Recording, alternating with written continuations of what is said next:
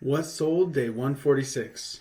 I actually just got back from a full day of thrifting and I recorded a vlog this time, so that should be coming out within the next few days.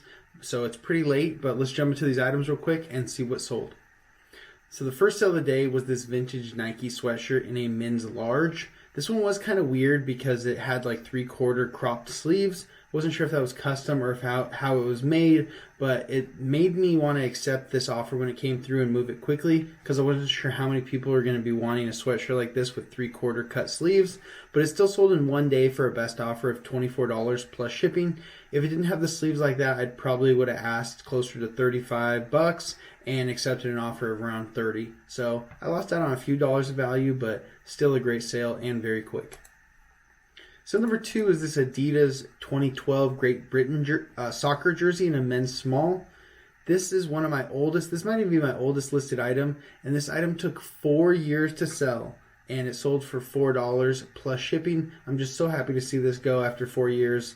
I'm not exactly sure this isn't the worst buy in the world, I don't think. An Adidas soccer jersey from the Olympics for a soccer team, but just took a long time to sell. Some of the items, they take a while, and I probably just had it priced too high originally. Then I repriced it, and the item just got super old probably and wasn't being pushed out by the algorithm at all. So it's just a reminder, make sure you're pricing items as accurately as possible the first time. That way this does not happen to you. So number 3, this is a really cool sweatshirt. It's this vintage Big Ben denim sweatshirt in a men's 52, which is a pretty big size.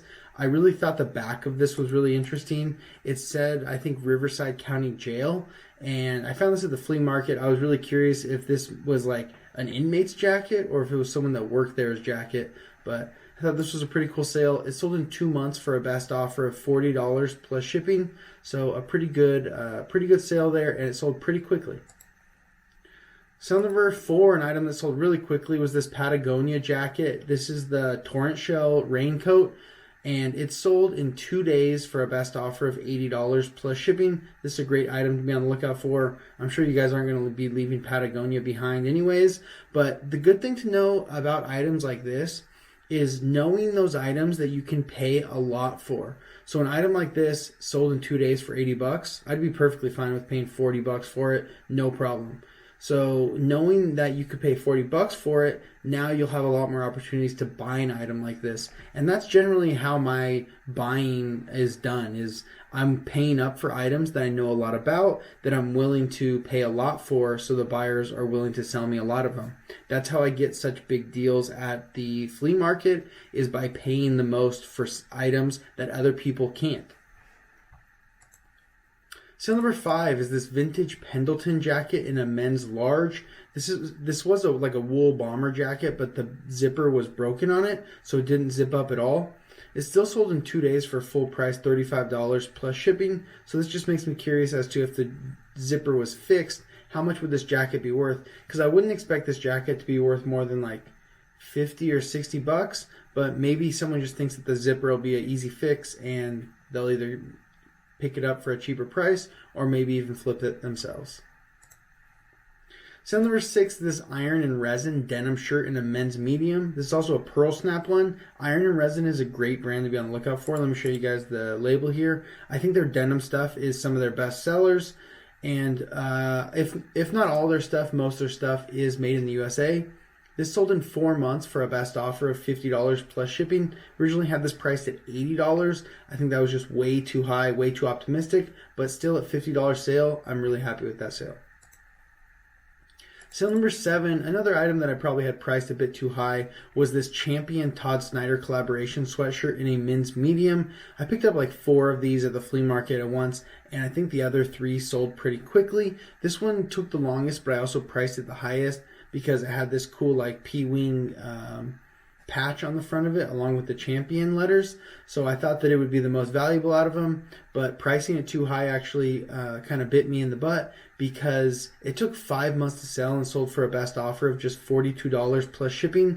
I think the other one sold for around $50 or $60 pretty quickly. So if I would have just priced this the same price as those, $60, I would have probably sold it within a month for a best offer of $50 at the minimum. So I lost value and held the item longer than I needed to just by pricing it incorrectly. Sale number 8 is this vintage Kenny Rogers Carmen Western shirt in a women's medium. This sold in 14 days for full price, $30 plus shipping. I think I picked up 3 of these at the flea market, and they were kind of just a throw in with some other items that I really wanted to get from one of my vendors. So I didn't think that these were going to be very profitable, but I was pleasantly surprised by them. They all sold really quickly, and I think all of them sold for full price or close to $30. And let me go ahead and show you guys the tag here. I've never seen this collaboration before of the Kenny Rogers Carmen Western shirts. Carmen Western shirts aren't the most valuable ones, but any Western shirt when you add smile pockets or embroidery is usually going to do pretty well. And these did have the smile pockets along with this cool yoke that was like a plaid pattern. So those definitely helped add some value as well. Sale number 9 is this G-Star Raw button-up shirt in a men's large. This sold in 9 months for a best offer of $10 plus shipping. G-Star Raw stuff has really been selling very poorly for me. I would suggest to pass on most of it. If you are going to pick it up, make sure you're looking it up. The sell-through rate on these items is horrible, and if you're waiting 9 months to sell an item and it's still only selling for $10, then it's going to be a bad buy. I think their arc denim, the jeans that have like the weird arc shape to them, are some of the best sellers. But besides that, I'm not sure what else. Like I said, do your own research before you pick these items up because they might not be as good as they once were. Sale number 10 is this Rain Spooner Hawaiian shirt in a men's XL. It's a pretty basic print on it. So when I got a best offer of $20 after 3 months of it being listed, I was happy to take it. Like I said, this just isn't the best print. It's a popover, meaning it's not a full button one, which definitely also decreases the value. So in the middle of winter, I'm happy to sell this for $20 plus shipping. Sale number 11 is this Dixon Flannel in a men's 4XL. This one's called the Smoky Rasta. I'll go ahead and show you guys the label here. Oh, it's just called the Smoky, I guess. It just has like the Rasta design on it. But this was a pretty good seller. It sold in 4 months for a best offer of $50 plus shipping. So a pretty valuable one. Might have had it priced a tad bit too high in the beginning, but it took 4 months to sell. I'm trying to sell most of my items within 3 months. So if they go a little bit over that for some of them, not too bad. As long as they're not sitting around for 4 years, I think we'll be all right. Sale number 12 is this Boeing polo shirt in a men's XL. This was embroidered with Boeing on the sleeve, and it was Boeing branded on the tag. So I thought it was going to have some more value, but it really didn't. It took 4 months to sell and sold for a best offer of $10 plus shipping. Even though I probably picked this up for anywhere between $5 and $7, and I made a couple bucks on it, it definitely wasn't worth it, and I will not be picking these up again. Some more items I won't be picking up anymore. This is just a basic Diamond Supply Co. shirt in a men's large. I was picking up some of these for like dirt cheap, like $1 or $2, but it's still not worth it. This one took 1.5 years to sell, sold for a best offer of $5 plus shipping. I think the buyer did buy 3 items, so the next 2 items went to the same buyer, and I think they paid shipping on all of them, so I made a few bucks on the shipping, but still not great items. All 3 of them were listed for around the same time. This is one of the Disney Neff collaborations.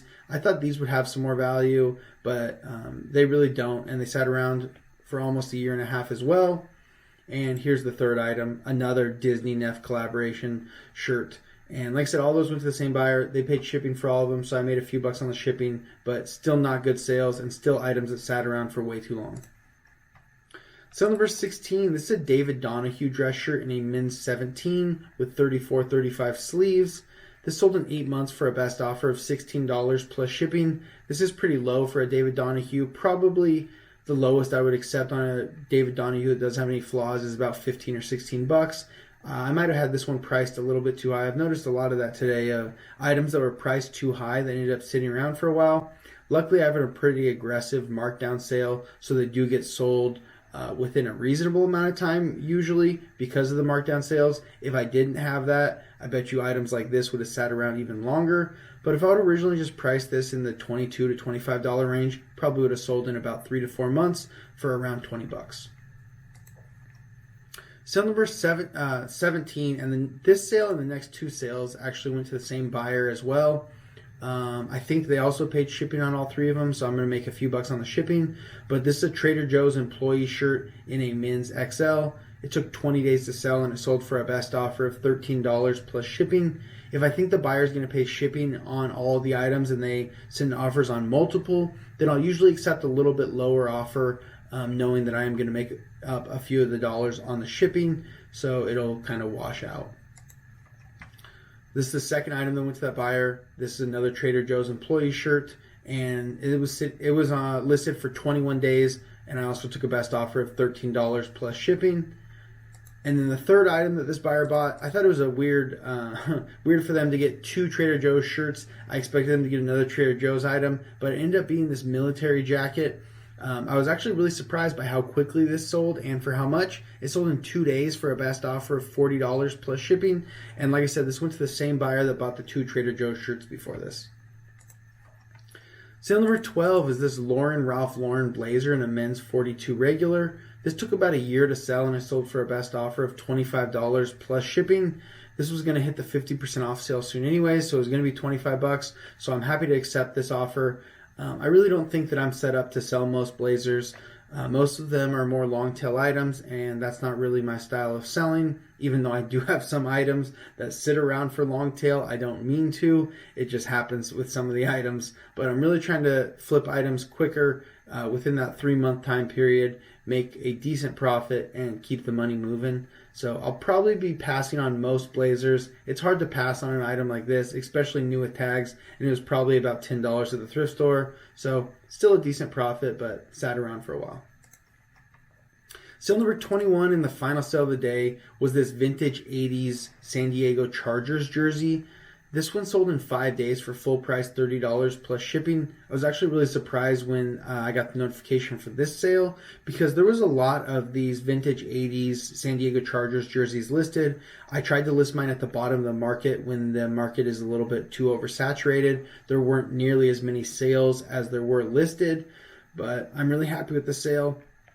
And I just can't believe that it sold as quickly. Sometimes you just get lucky with items, and yours is the one that sells. I do have 5% promoted listings on all my items, so maybe that helped. I'm not exactly sure if this item sold via promoted listings or not, but that might be something to help push it towards the top of the ranking and be one of the first ones that was suggested to the buyer. That's it for the sales. Thank you guys so much for watching. I'll see you tomorrow for day 147 of the What Sold series. Peace.